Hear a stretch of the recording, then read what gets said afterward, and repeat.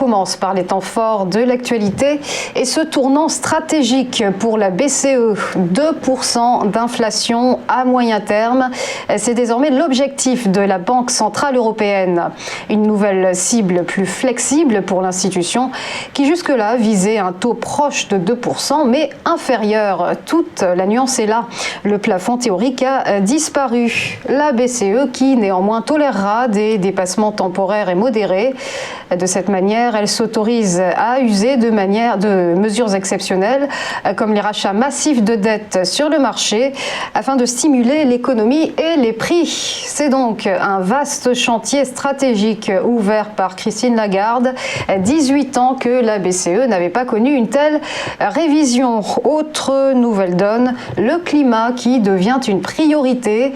L'institution va dorénavant prendre en compte le changement climatique dans sa politique monétaire. La BCE souhaite intégrer davantage les considérations relatives au changement climatique dans son cadre d'action, notamment dans le rachat de dettes d'entreprises, mais aussi la communication et l'évaluation des risques, a-t-elle indiqué dans un communiqué. Il n'y a pas que la BCE à avoir des préoccupations vertes actuellement. C'est aussi le cas d'Opel, de l'électrique, sinon rien à partir de 2028. C'est l'ambition du constructeur automobile pour son offre européenne. Annonce faite hier par son directeur Michael Le Scheller.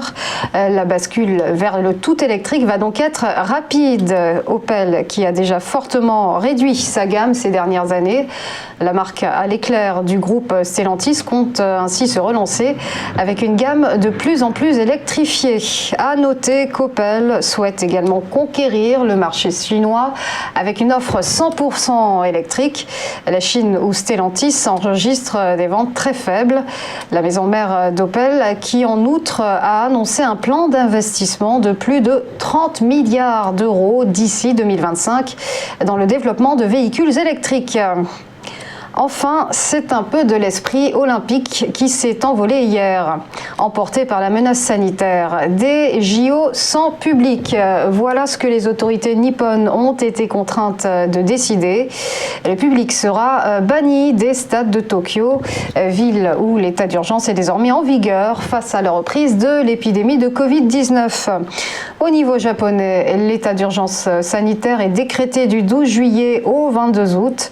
C'est donc un nouveau coup dur pour le plus grand événement sportif mondial, prévu du 23 juillet au 8 août.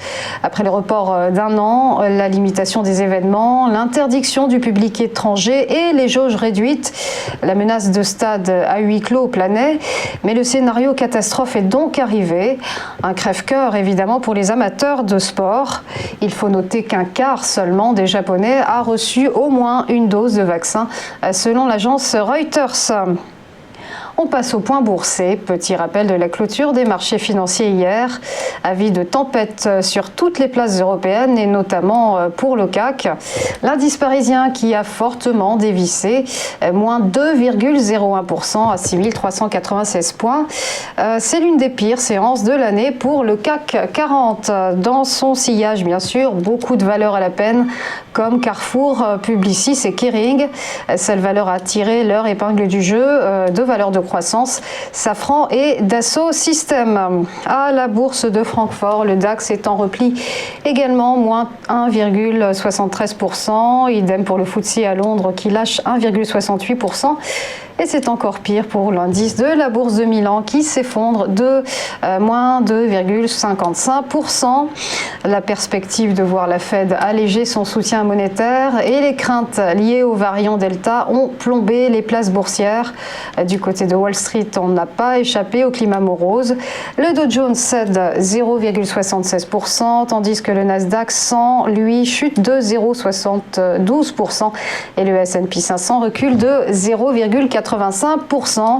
Enfin, un mot du Nikkei. L'indice de Tokyo perd 0,63% ce matin. Voilà, restez avec nous. À tout de suite pour ChronoCAC.